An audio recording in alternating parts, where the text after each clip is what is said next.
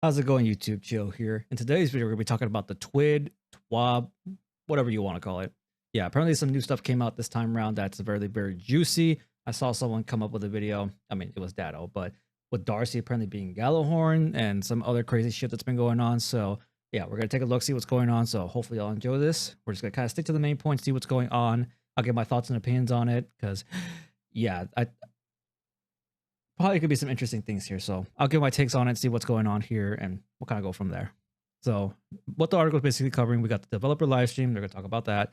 The PvP standalone article yet, which came out a couple of days ago. I kind of gave my thoughts about it on stream, but moral of the story for that was that I like the changes. It looks pretty nice. It's going to get a lot of people into it. I don't know how much staying power it has, but the weapons look nice. I'm hella excited to have Inquisitor back. That's one of my favorite slugs. I just never got a good role for it. So I'm going to be going for that when that comes out. And that BXR stasis comp weapon, I'm going for that. It's a lightweight. I love lightweights. The same archetype. I'm going for it. Hands down. Update on Heresy content delivery. If it was anything like Revenant, it's going to be interesting because I didn't even finish Revenant stuff. Not even to this day. I think Chili did, if I'm not mistaken. But yeah, I didn't even bother. Weapons and armor updates. New rewards coming soon. Also, old ones leaving, which, I mean, that happens every time. The games to give campaign. I've been curious to try that out, but anyways, that's off topic. Anyways, we're going to focus on what's going on here. Okay, yeah, so they have a live stream next week talking about Heresy, what's going to be going on during the event. I don't think I'm streaming that day, so Chili will probably be doing the coverage of that. So if you want to drop by and catch her watching that, or catch me either way, drop a follow on Twitch at ChillXChili. You can watch me there. You can watch Chili there whenever she's playing stuff. It's both a good time. We're both pretty chill, so come hang out. Of course, they have an emblem going with it as well. If you watch it for an hour, wait, is it an hour? Oh, 15 minutes. You get the Scorned Organ emblem. It's not bad. I mean, it's pretty cool. And of course, right now they have the Twitch campaign going on right now till January 31st. If you give the sub to someone on Twitch that's streaming Destiny, you get this emblem. If you don't have anyone to drop it from me or Chili. Just saying, it'd be nice. It'd be very appreciative. But anyways. So then, yeah, they're dropping the PvP and Trials experience. They talked about that a couple of days ago. If you haven't seen it, definitely go take a look at it. It seems good. I just hope it has a lot of staying power. I know a lot of the PvP sweats are going to complain about it, be like, oh, it's ruining the experience, exclusivity with Lighthouse. It's not. I mean, people do carry services every day, like every weekend for trials. It's not exclusive anymore, let's be honest. Everyone should go to the Lighthouse. It's just bar none. Anyways. All right, content delivery plans for Heresy. All right. We understand your concerns about our return to this approach, but we learned a lot from the all-in format with Revenant. Yeah, we learned that there wasn't much day one when we went in. It was just all done like that. There was nothing. So in Heresy, we're striking a balance between everything dropping on day one of an act versus meaningful reasons to lock in throughout the episode. To that end, we made the vast majority of activities content available on the first day of an act, with said content evolving based on the weekly story. What does that mean? Does that mean that all the activities are available, but you're not getting the story per week? Okay. Additionally, each week will feature a seasonal challenge that rewards a new tier of seasonal weapon. I hope it's not saying that it's trying to time gate the weapons from the season. I mean, they've done it before with the, what was it, Episode Echoes? They did that with the weapons there, which, I mean, it's fine, but like, what if we get the first weapon's a very bad weapon? That's what I'm saying. Like, having one weapon each week is just kind of tugging us on the leash, you know? Kind of like FOMO. Well, not necessarily FOMO, but like slowly pulling you in to keep you engaged, which is not a good way to go about it. But I mean, that's what they have available right now. So I get it. Is it good? No. Well, that's epic to spoiler territory. We'll tell you that Heresy won't rely on a fixed length of each act like the previous episode. For example, Act 2 was the last 3 weeks instead of the standard 5 or 6 weeks. Yeah, I think this act is like, what, 4 weeks for Act 3, if I'm not mistaken? It's pretty short, so won't complain about that. Additionally, all reprised weapons for the episode will be available at launch, while all the second half of episodic weapons will be when Act 2 launches. So we're getting some new reprised weapons immediately, and we're getting drip-fed the episodic weapons per week. And then we get all the second half, which will be drip-fed again when Act 2 drops. Okay.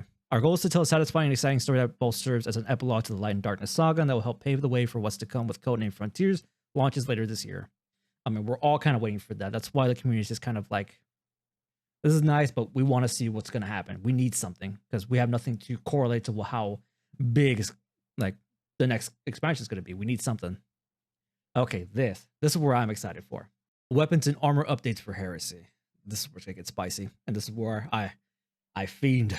Now, for the longest topic of the TWID, the weapon and armor PV with all the magnificent buffs and necessary nerfs, as well as interesting reworks that are coming with Heresy launches. We're going to make a coffee pot and leave the room to the amazing Destiny 2 Sandbox team. Be right back. All right, so we're getting a lot of patches. I'm going to get my thoughts on this. Let's see. Hopefully something good. All right, exotic armor. Okay, going over hunters first. All right. Again, I'm not the hunter main. I played hunter way back when, so apologies, hunter mains, if I get some of the stuff wrong. You can ask Chili about what she feels about this. I'm pretty sure she's going to talk about it on the live stream when she's doing that. So yeah, ask her about that. So hunters, sealed Ahamkar grasps. Okay, this one I remember. Sealed Ahamkar grasp has struggled on hunter due to the large array of alternate reload options that hunters already have access to. Dodges. What's that exotic? Radiant Dance Machines, that's another one. Reworked this behavior to have a bit more exotic flair in terms of playstyle. Reworked with the weapon swapping focus to differentiate it from hunter reload exotics. Perk description now reads as follows. Powered melee and finisher final blows grant nightmare fuel, increasing handling and airborne effectiveness. Okay. While active, freshly drawn weapons deal additional damage and grant nightmare fuel on final blows. Gaining nightmare fuel restores all holstered weapons. Okay, so it's kind of like the run and gun play style. Killing everything, you just swap the weapon out, you reload it, you get increases handling to airborne effectiveness, so you stay more beneficial in the air, you deal increased damage. I'm curious to see how that will work in PvP. If it works and gives a really big buff, that's going to be fun to fight. All right, so interesting. It will be interesting to see how it plays out. Chili's going to have to test that out and tell me how it feels. Wizened Vest. Oh, God. This reminds me of Forsaken. What are they going to do? With the recent roaming super changes, we decided to give this exotic a bit of tuning to let it shine in its role, as well as giving some utility outside the super. Now progresses its super returns on super hits, as well as kills before becoming invisible. So what they needed to do for years ago, they're finally doing. Improve the maximum possible super energy gains per return, while also increasing the amount of progress needed for maximum gains. Now also emits a cloud of weakness smoke whenever exiting invisibility while nearby an enemy. Works both in neutral and while in super. All right, that seems pretty good. The only thing is that Spectral Blades, from what I remember back in the day and what I've heard a lot of people say, its hit registration is ass. So, while that still remains, it's going to be hard to use Spectral Blades. So, they got to fix that. Apologies for getting, sounding kind of negative to it. I'm just saying, it's good. Don't get me wrong. It's just, it needs a little more. Renewal Grasp. Now that Frost Armor has settled into the Sandbox, we feel that Renewal Grasp can safely be more generous in granting it. Double the rate of Frost Armor gain while in an enhanced Dust Field Grenade. All right. Seems good. While Full Tracer offers an excellent way to increase one's damage, we found that the benefit was too brief when compared to other alternatives. Increase the bonus damage duration from 10 seconds to 15 seconds.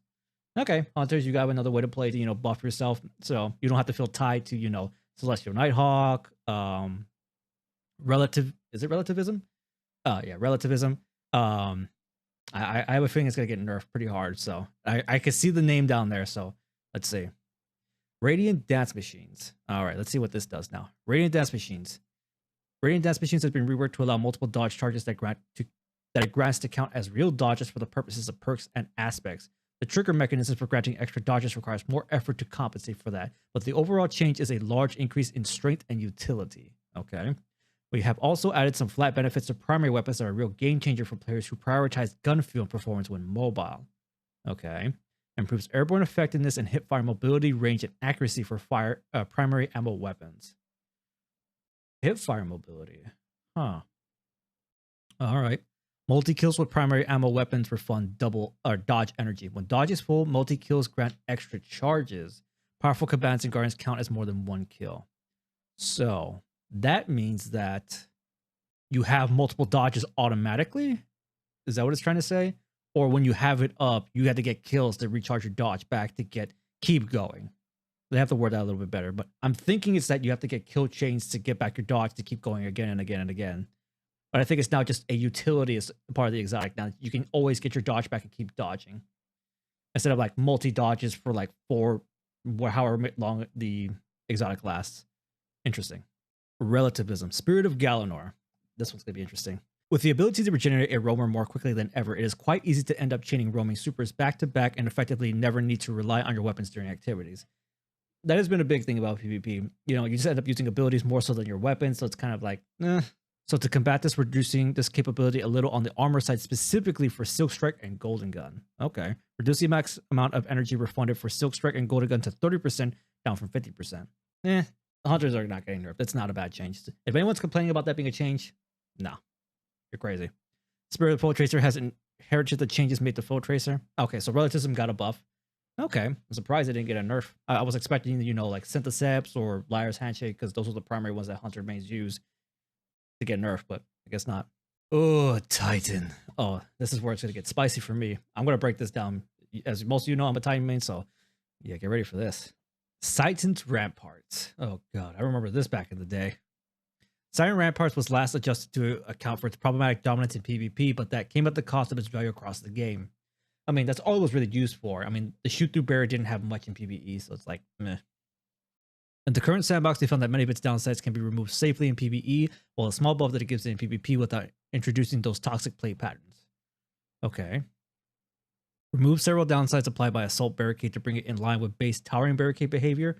Cumulatively, these changes result in a Towering Barricade you can shoot through with no other downsides while Science is equipped in PvE, see below. Increase Barricade health from 400 to 500, no longer increases Barricade cooldown, no longer decreases Barricade duration. Further increased damage dealt to Titan Barricades by Guardians from 125% to 160%. So they kept the Barricade, they removed the restrictions on it. It just means you can destroy it fast. Which makes sense because the damage to Barricades was buffed way back when, and now it's getting increased even more so for Titan specifically. Okay, so I say this is an even trait. I mean, you can use it for like a peak shot kind of thing, for like an initial setup, but once after that, they can destroy it, and that's it. It's over, done with. So, okay. I could definitely see some Titans coming back in PvP, but not oppressively like it used to be. Eternal Warrior. We want Eternal Warrior to be an appealing option in both PvP and PvE for players interested in building into Fist of Havoc. We've given it increased super duration on Final Blow, a nostalgic effect for long-time players that is thematically aligned with the exotic. Final Blows with Fist of Havoc now grant extended super duration. Okay, that's pretty nice. I just wish Eternal Warrior looked better. It looks like ass. But you know what? That's a pretty good change. Fist of Havoc needs all the love it can get because right now it's vastly outshined by Thunder Crash. So any buff they can get, very welcome. Ursa Furiosa. Okay, this is going to be interesting. No, I'm not going to mention it. Ursa Furiosa. Our recent changes to Ursa Furiosa to integrate it with the Unbreakable aspect have yet to encourage significant use. Yeah, Unbreakable is just kind of... It needs something. I mean, I get the good intention behind it. It just needs something. So we want to lean further into supporting Unbreakable by changing the energy return by blocking with Unbreakable to be grenade energy. Huh. Block damage with Unbreakable now refunds grenade energy instead of super energy. Grenade energy is returned at the end of Unbreakable is scaled based on the amount of damage you blocked with it. See, here's the thing. What I'm seeing here is that Unbreakable now, because it gives you grenade energy back and you always have it up at all times, now, if you pair that with the Titan class item with, what's the exotic trait? Verity. You can use that for non-stop high damage grenades constantly. And because Unbreakable's damage scales on top of the damage you receive with Verity, you can get some really powerful Unbreakable blasts. Might have to keep an eye out for that class item. If you have it, save it. It's definitely worth trying. I might have to farm that out if I didn't keep it. I gotta double check. Capri's Horn. If any of you see me on stream, I use the class item with Capri's and Abeyant Leap, so I'm excited. Capri's Horn is getting a glow up. It can still cause your barricade to emit waves of damaging solar energy, but with this update, they have been significantly enhanced. Now it sends out three waves of flames instead of just one. These waves no longer return towards the bear. Oh, okay. So that's a fair balance. So it works like a Abeyant, just solar. Okay. Tracking on the waves has been enhanced. Tracking? Oh, okay. So it works like how Abeyant tracks too. Combatants damaged by these waves are enveloped in a sun. Players are enveloped if they're defeated. Oh, okay. I was going to say, if that worked in PvP to spawn a sunspot on them immediately, ooh.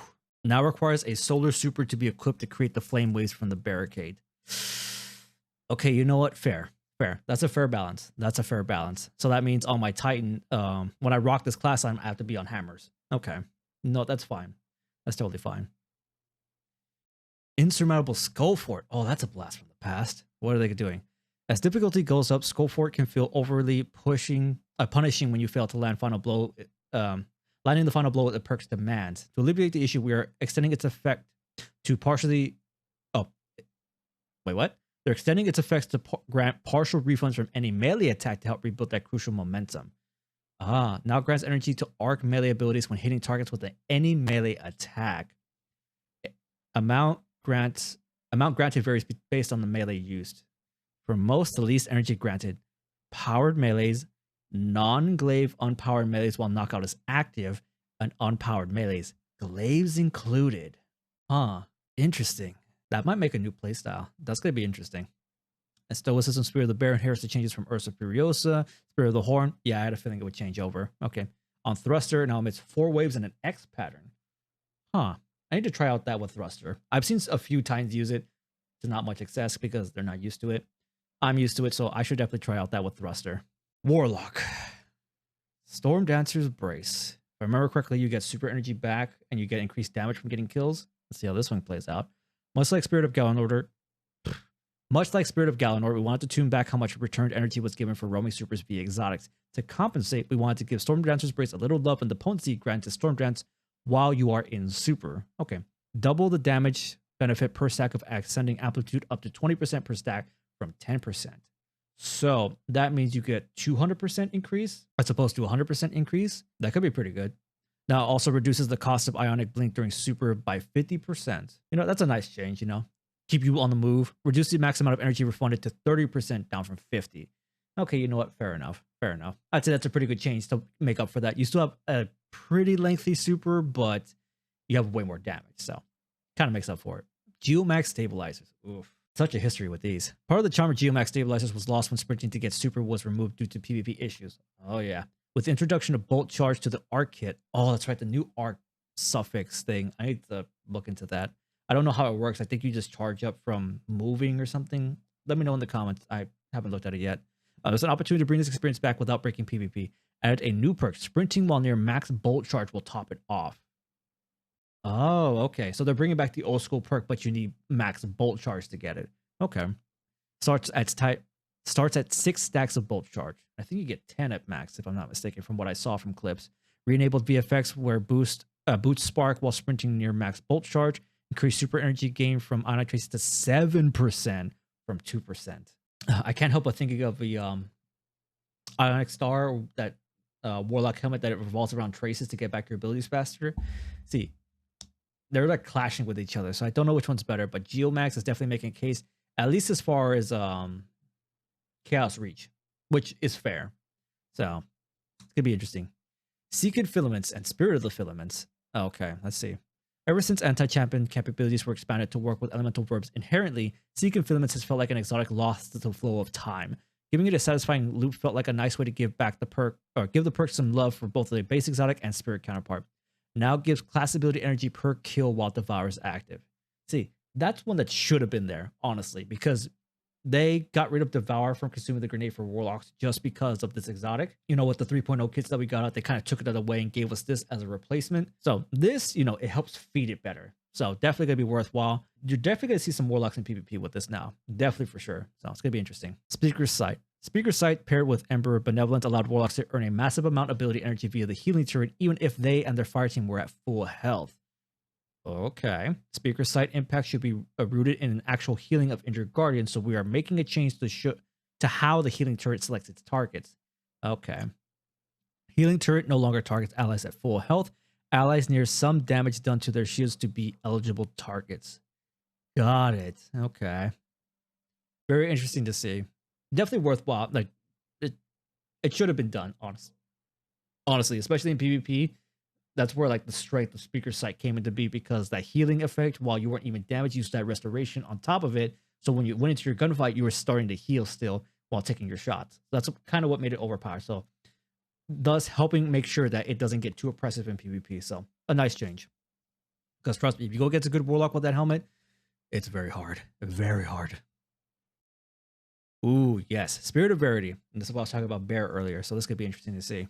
The Death Throws buff is quite potent and it's easy to let it run out and lose all your grenade benefit. We've updated this exotic to bring it in line with how the similar exotic Worm got Worm God Caress.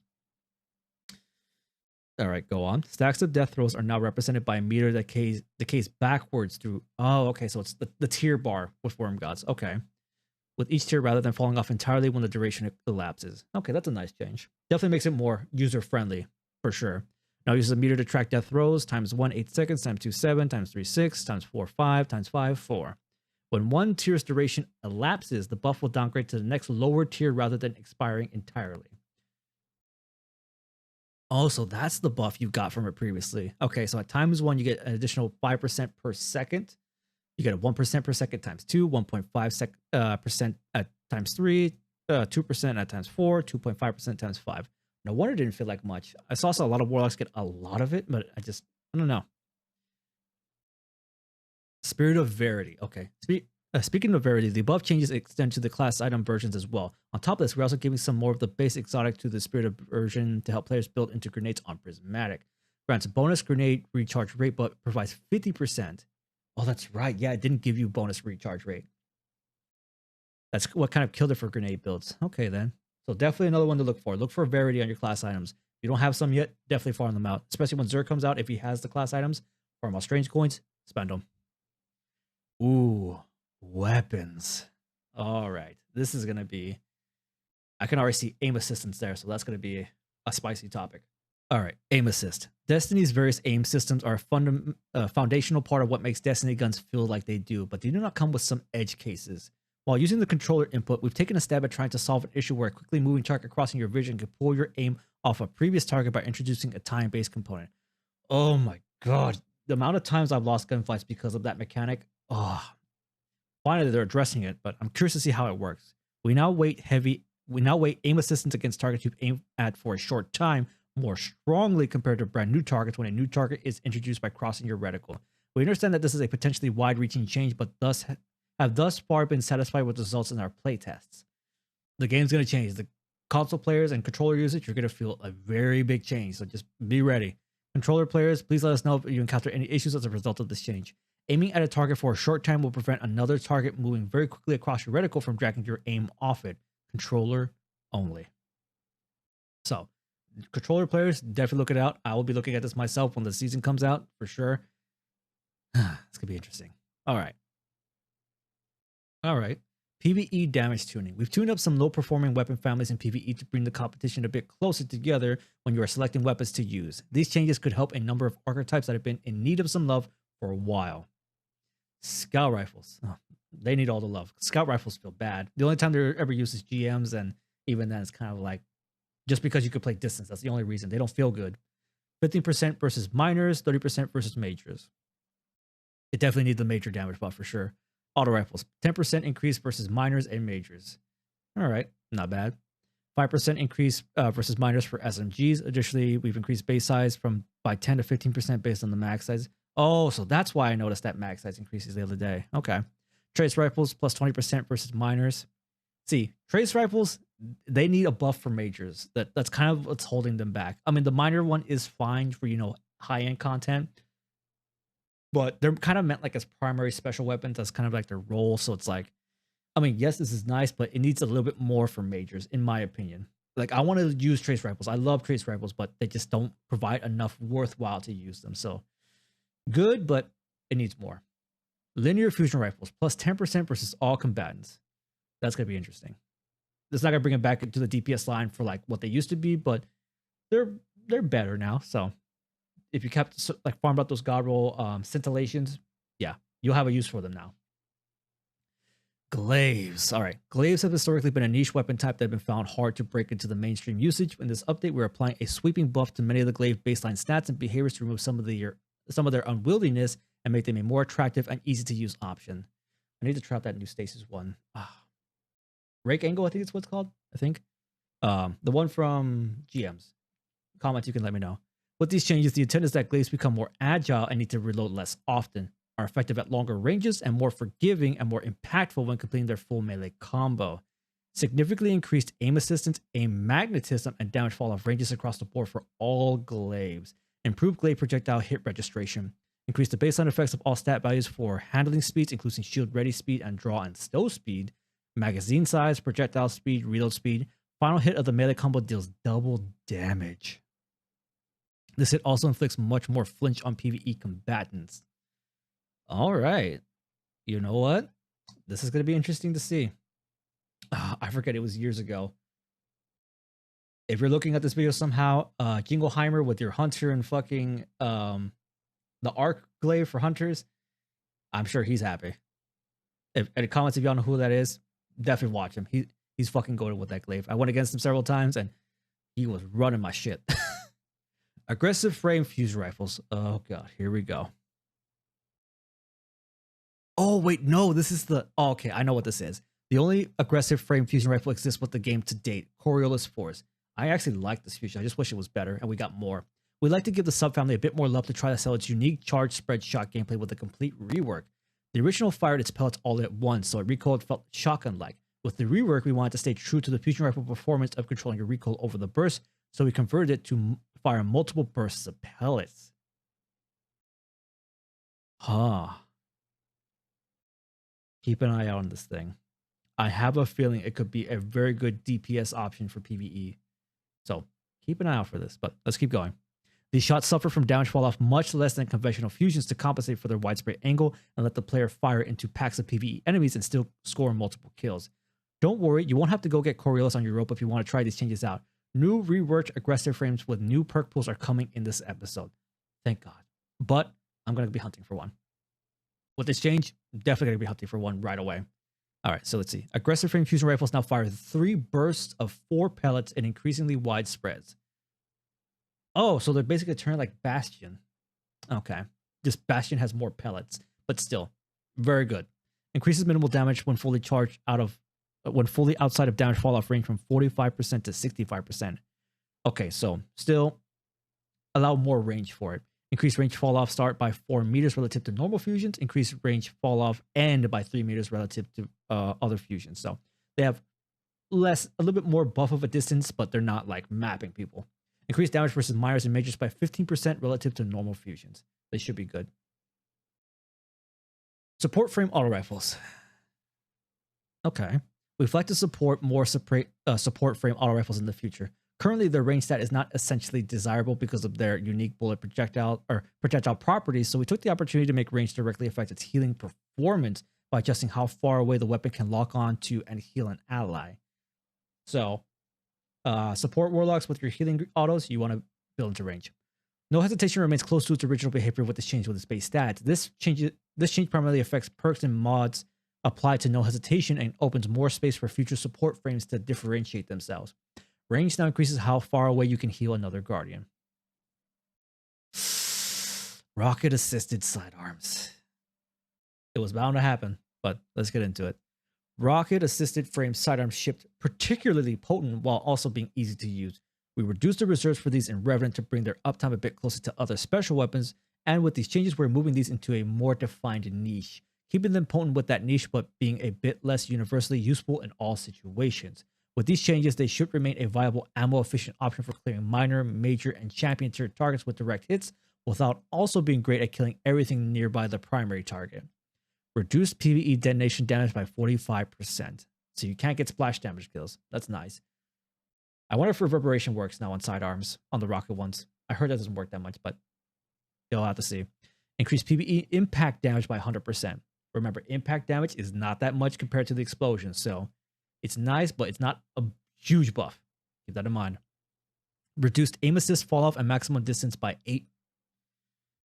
Ugh. Reduced magnetism fall off and maximum distance by 8 meters.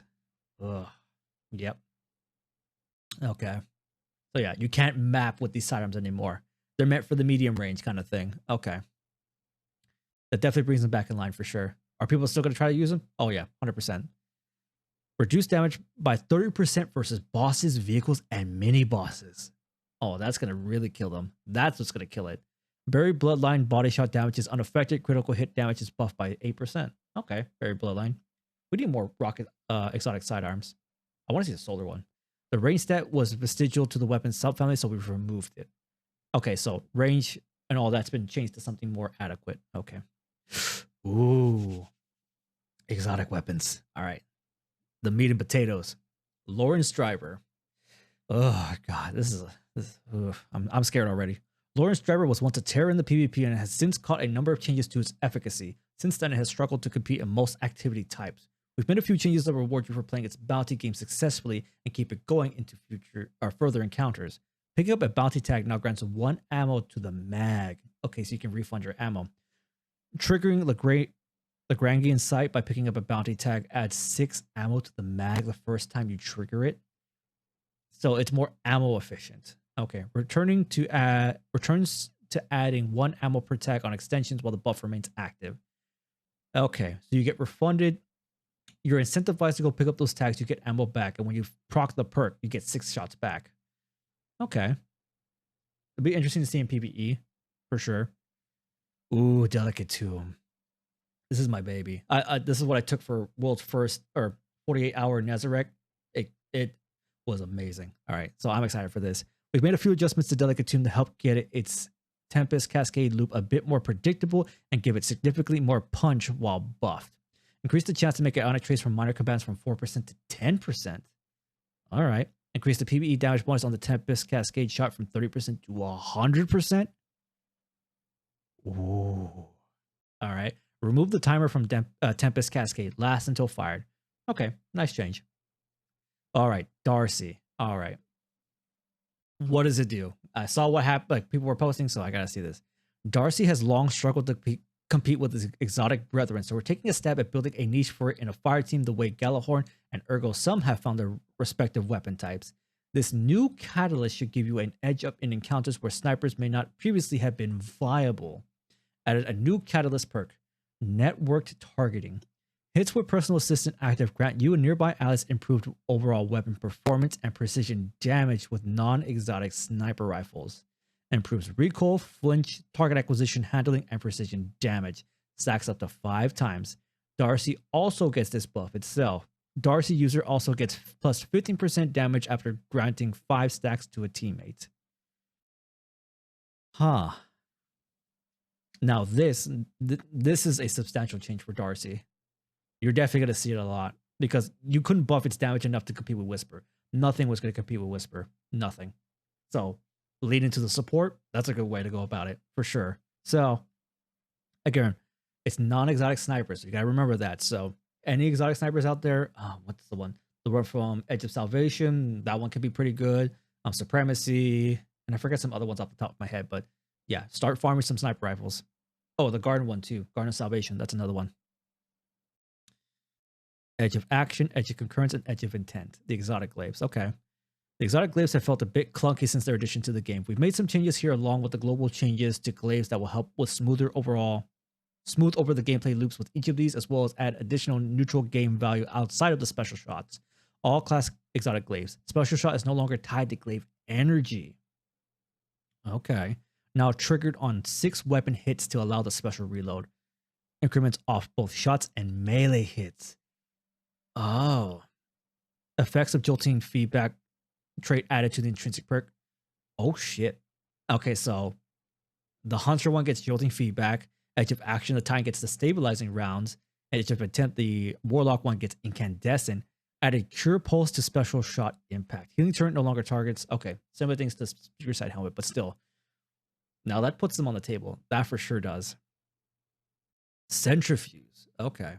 Centrifuge's perk that reloaded the magazine while sprinting encouraged pivoting and repositioning, but as it stands, the magazine is just a tad restrictive and sometimes feels burdensome in PvE.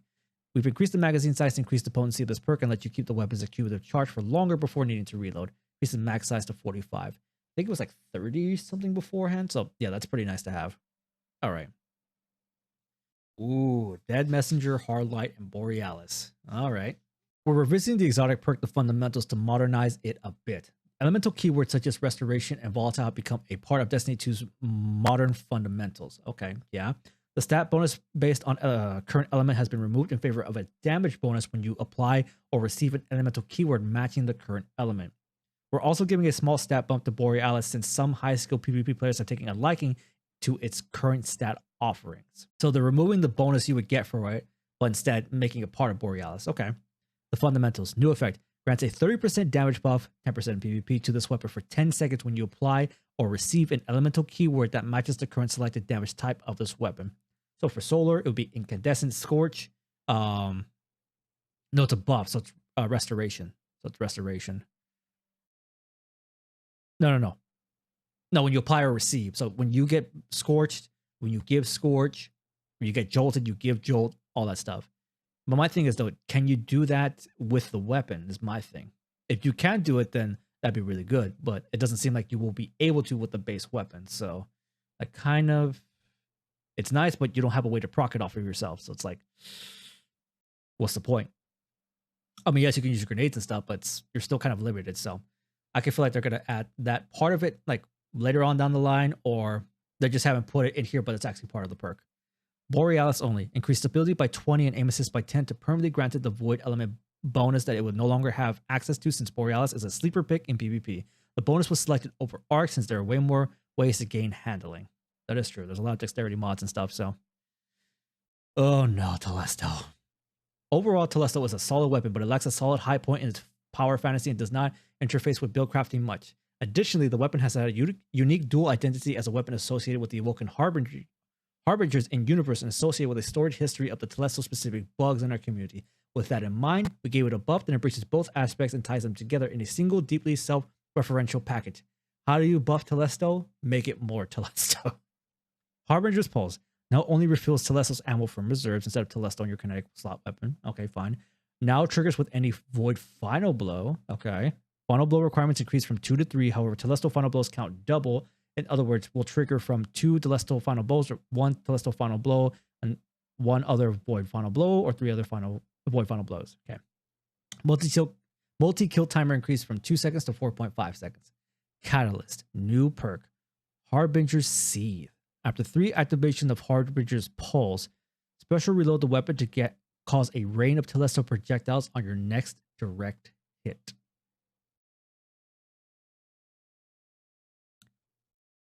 The thing is, it depends on what those bolts do and how many it is. Going back to its more ad clearing potential with Telesto, which it used to be back in D1, except in D1, you would make a shit ton of orbs, like nonstop. You would have orbs everywhere. I used to use Telesto back in Destiny 1. It was one of my favorite PvE weapons to, slay in PvE strikes and stuff. So it's definitely leaning more into that. So I'm a bit excited for that, honestly. So I'm curious to see how that goes. I'm definitely going to test that out for sure day 1 of the new season for sure. Might take it into the new dungeon race for sure. Because again, you don't have any damage fall off with that. You can map from like any distance. So keep an eye out for that. Vex Caliber. With the buffs last season to avoid overshield effectiveness, it seems like the weapon could use a few tweaks to take maximum advantage and emphasize the Paladin Protector fantasy of its area overshield. We've made it easier to generate guard energy in PvE when wadding through enemies and quicker to apply overshield to your allies. As weapon made to hunt and kill the Vex, we figured this was also a good opportunity to reinforce this theme as well. Triggering Perpetual Loophole by scoring a melee kill while your overshield is active now also refills your glaive energy to full. Okay. Significantly increases void overshield trickle on rate to nearby allies and yourself when guarding. Increased the potency of Excalibur's secret innate advantages against the Vex. Huh. So it had a buff to that? Excalibur's secret damage bonus when striking with its projectiles against a certain enemy faction has been increased from 10% to 25% to match Wish Ender and Malfeasance. Excalibur now briefly disorients non-boss specs with its melee attack. Okay. Wardcliff Coil. This weapon. Yeah. Wardcliff Coil is a classic weapon that's easy to use but lacks a niche and a lot of content. It does. It needs help. We want to double down on the thematic chaos with a tie-in with the nuke arc keyword Bolt Charge, which Wardcliff Coil will grant stacks of to all nearby enemies when fired. This change should appeal to players who want to bring more firepower to the team without needing a game plan more complex than standing near allies. Look at enemies, pull trigger. New intrinsic effect. Grants 1 stack of bolt charge to all nearby allies for every 2 rockets fire. 4 stacks per trigger pull. Okay. It's not enough to make it worthwhile, but, it's nice. It got something, so can't complain about that. Queenbreaker. One of the most requested features for this weapon was to be able to special reload to swap between the scopes while in-game. Oh, yeah, that's right. It used to be able to do that in D1. Or, I think Destiny 2. I could be wrong. It's been a while. We've added that functionality along with some other changes to make each scope's firing mode feel unique. Players can special reload at any time to swap between scopes. Marksman sight retains the previous behavior of firing a single shot that changes the nearby targets and blinds them. The range of the chain is to be increased from 8 meters to 10 meters to make chaining easier. Combat sight now alters the weapon to fire a 3-round burst. Ah, okay. Sustained damage on a target decreases the charge time of the weapon down to 300 with no loss to damage. Useful for quickly dealing damage to bosses or other high health targets. The scope that you select in the inspection screen will determine which scope is active by default when spawning into an activity. Definitely see it as a use case for dungeons. When it's not your main DPS dealer, but you can still use it for DPS. Kind of feels like two roles. It's not a high DPS one, but it does good damage, but you're also using it for like other things too. So I might have to try that one out too. The previous changes to the colony did some interesting things, but it still ends up losing out to other grenade launchers due to its base gameplay and proximity detonation behavior. We made a change to push this closer to other GLs in damage. Increase detonation damage by 40%. This puts its damage per shot a little above legendary drum grenade launchers. Okay. Increased number of bots spawned by one for all enemy tiers except players. So players generate 1, minors 1 to 2, elite and majors 2 to 3, champions, mini boss, 5 to 6. I mean, all right. All right, let's see. The previous changes to this weapon for Quicksilver Storm was a little too much, so we rolled back some of that. Reduced shots required to trigger rocket by 17%. Yeah, that nerf Quicksilver got, it was not worth it. It was not, that shouldn't have happened, but I mean, far be it from me. But, you know, they rolled it back a bit, so hopefully it feels a little bit better, so we'll see. Oh no, Legend of Acreus? Don't tell me now. Acreus has long been a viable but particularly niche pick. With the shotgun changes doing well in the last release, we want to give this a bit more love in the same theme. Reduce spread angle by 33%. Increase maximum projectile range from 12 meters to 18 meters. Oof. Acreus is a beast. Ever since it came out, that thing has made a name for itself. I mean, it's niche, but still. Fourth Horseman. Ooh, Fourth Horseman. Fourth Horseman has had a particularly niche weapon. We've made some changes to help it excel its mag double weapon fantasy. Reduce the rate of fire slightly to get more control over wasting shots. It didn't need that. Loads ammo from reserves to the magazine per kill. Huh. So if you get a kill on a major, would it reload the full like mag size back so you can keep going? That would be good for champion killing for sure. Like, funny enough. Oh no, Lord of Wolves. Lord of Wolves. All right. Lord of Wolves has had a storied history of terrorizing multiple parts of the game. It's caught a number of nerfs because of it over the years. That it did. With the release and success of Choir 1, we've taken a similar approach to redesigning this iconic weapon. Okay. Increased range, reduce base damage. Remove accuracy penalties from standard firing mode. Release the Wolves now triggers on hip fire instead of special reload. Fires full auto, greatly increases damage and rate of fire. Reduced accuracy and range. Catalyst. Reload speed and stability boosts are now built in. When Release the Wolves is active, dealing damage to targets scorches them, while ADS defeating targets spread scorch to nearby combatants. So now we have a solar version of Choir 1 built into Lord of Wolves. That could be really good. That could be really, really good. God, these are some really good changes. Damn. Yeah, I'm looking at Lord of Wolves, Fourth Horseman with that. Darcy is going to be interesting. Telesto. God, so many good changes. Shit. I have to make a list. Cloud Strike. Since Bolt Charge is also creating a devastating lightning bolt, that is true, it is part of that. I did see that. It seems appropriate to interweave that with Cloud Strike's gameplay loop. Okay.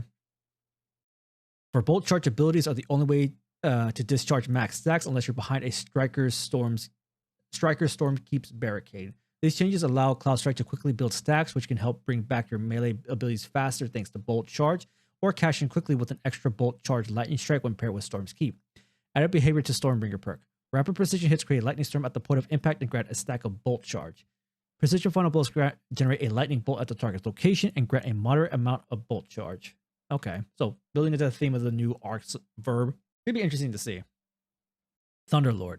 Since Cloud Strike was updated with Bolt Charge, it was only natural to turn our sights on the original Lightning Creation Menace.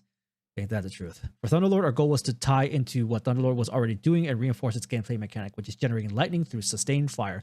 Similar to Cloud Strike, this means Thunderlord will be great at building stacks and melee ability energy, but will also get an extra kick with a Bolt Charge Lightning Strike when paired with Storms. Final blows of this weapon generate lightning strikes from above. Lightning strikes grant a stack of Bolt Charge, so you're getting more lightning strikes on top of it. Okay. Weapon perks. Okay, I wasn't expecting this. The stabilizing rounds. Oh, here we go. Stabilizing rounds has been a bit behind its elemental brethren since its initial release. We've given it a bit of love to narrow that gap and add some more value to each trigger. Now grants volatile rounds Volatile rounds for 2 seconds if any targets are hit by a volatile burst from the initial final blow. Oh. Reduced internal cooldown from 4 seconds to 1.5 seconds. The stabilizing rounds just became S tier. It just became S tier. Any of you guys that got some void weapons, what's the one from Garden of Salvation, Ancient Gospel, the stabilizing rounds and explosive payload. There you go. You now have the full void version of Zali's Bane. Full court. Oh, what are they doing with this? With the release and popularity of area denial GLs, we've gone back and added support for them on this perk. Now scales the detonation bird damage of area denial grenade launchers. Okay. Ambitious Assassin. Remove timer requirements on the perk to make it more compatible to Envious Assassin, as this perk requires you to use ammo for this weapon, for the weapon this perk is on. Removes both multi-kill and reload timers. I mean, Ambitious Assassin on GLs is just kind of meh. But on regular weapons, this could be pretty nice. Flash counter. Oh god, here we go. Flash counter has both a restrictive input timing and narrow activation condition that made it very difficult to consistently benefit from. Additionally, Flash counter muddied our elemental rules by applying a weaken and slow of the void element and stasis element. Double S. Nailed it.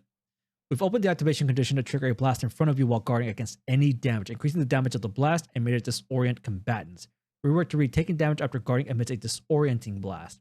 No longer requires a timed input or melee to trigger. Deals moderate damage in a large cone in front of you. Alright, Draw, O Coward. Our PvP focused articles shed some light on the trials, competitive, and Iron Banner rewards you will be getting with Heresy, so how about we tell you about the weapons coming to the ritual activities? Alright. We have a legend with a renewed spark. A legend. Oh god. Yeah, I already know what's talking about. The remaining element for legendary rocket sidearms, and also a sword that's neither a blade nor from Rage arsenal. Okay. Lotus Eater from Nightfalls. Void rocket assisted sidearm. Okay, third column strategist, feeding frenzy, well-rounded, shoot to loot, beacon rounds, reconstruction.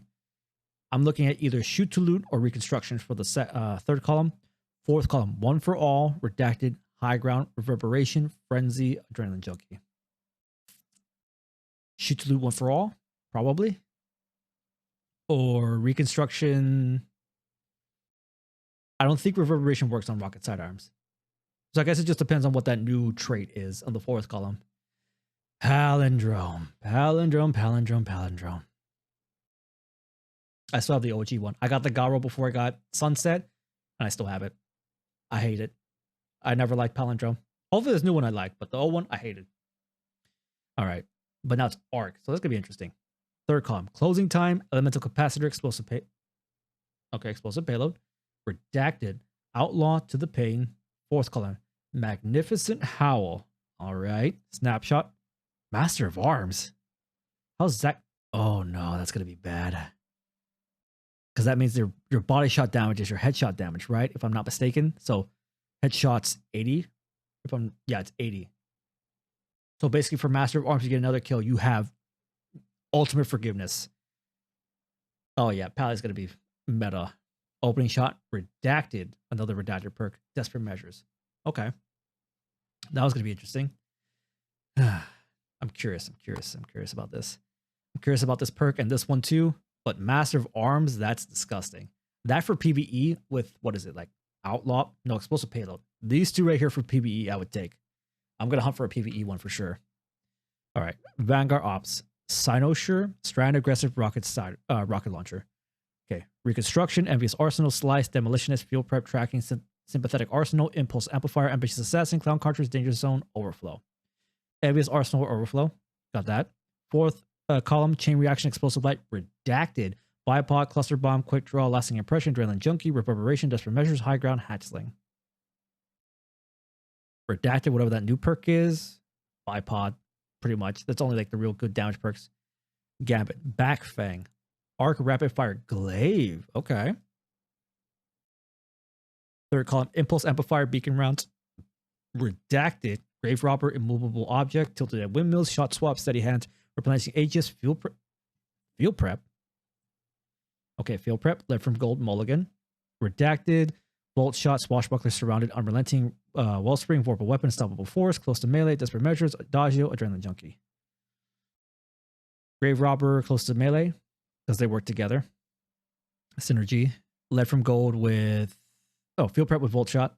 That too. Led from Gold with Surrounded, maybe? Or Led from Gold, Unrelenting for like a more ammo efficient, healing yourself kind of tank build kind of thing. You can do that one too. Joxer's Longsword, Void Heavy Burst Pulse Rifle. This is the 2 bursts, if I'm not mistaken. Closing time, Demolitionist, Dragonfly, killing wind, gunshot straight, sucks. Lone Wolf, Pugilist, Enlightened Action, rewind rounds, Repulsor Brace, Strategist, shoot to loot. A lot of good PvE perks in the 3rd column. Okay. Adrenaline Junkie, Desperate Measures, Desperado, the stabilizing rounds, Withering Gaze. Headseeker, High Impact Reserves, Under Pressure, One for All, Swashbuckler, Redacted, Zen Moment. So for PvP, Zen Moment with probably Lone Wolf for consistency because they don't really need much damage. Or you can go Lone Wolf Headseeker if you want to be more consistent. PvE, though, is where this thing's going to shine. Dragonfly, destabilizing rounds, just building into the explosions. Destabilizing with Demolitionist or with Pugilist or a Strategist. That's like your perfect building for all your energy. Multi-kills, you're getting volatile rounds on top of that. That's just butter. Just smooth. So if anything, my PvE perfect role would be Demolitionist, Pugilist, Strategist with the stabilizing rounds, with Withering Gaze, and then maybe One for All. Maybe. Oh yeah, this is more of a PvE pulse rifle, but it has a few perks for PvP, so you can make it work. All right. More weapons leaving soon. So the weapons that are leaving, Undercurrent, that one already, oh, it's leaving already. The Prophet's leaving. So Prophet's becoming the Adept weapon. Okay, I'll farm that out. I still need to get that. Reese Walker's leaving. Lethal Abundance is leaving. Okay, definitely gotta look at Lethal Abundance. Games to Give, that's the whole charity event going on. We haven't signed up for that and done a charity event, but who knows? If there's still opportunity, Chili and I might sign up. I'll talk to her about it, see if she wants to do it. If it's still available to sign up for, that is. Okay, we got all these emblems coming out there. You know, you can support all your creators that are doing this. It's a great cause. Definitely worth it. Right now, for anyone that raises $500, it's a fundraiser campaign. Oh, that's a fucking nice emblem for sure. Ooh, I like this one. This is a really sick one right here. I like that, like iridescent, like rainbow color effect. This was nice too. Ooh, Above and Beyond. No, that's a nice one too. Funny enough, I like this one more. Yeah, this one's like my favorite. This one's pretty sick too. All of them are pretty good. Yeah, Games to Give, the Los Angeles Wildfires. You know, shout out to anyone that's out there. You know, hopefully you're okay. You buy the shirt that helps support those people, and you get this emblem as well, which is a pretty nice emblem. Strength in numbers, every donation. Yep, be sure to donate and everything. Bunch of rewards is here. Okay, more Skorgan tunes. People have been playing all the themes in that Skorgan thing, which is crazy to me that that's a thing. I haven't even gotten to that point yet. I haven't even done that mission, but I've been seeing clips of it everywhere. New elements for your creations. Okay, Artist of the Week, Movie of the Week. Ooh, okay. So what, these are ones people made? Or are currently... Okay, so these are the new emblems for Movie of the Week and Artist of the Week. Okay. Player support, update stuff, there's issues. Yep. I heard about Slayer's Fang being messing up with healing for Overload champions. I've heard that. You know, more stuff here. All right. And that's going to do it for the TWID. So yeah, definitely a lot of changes. I'm very curious to see what's going to happen with all this updates. Probably for day one, I'm either going to go with probably testing either Lord of Wolves or Telesto. Or maybe Queenbreaker's Bow. Curious to see how that goes off. But yeah, that's the patch notes. What are you guys excited for? Let me know down in the comments below. This is a lengthy TWID.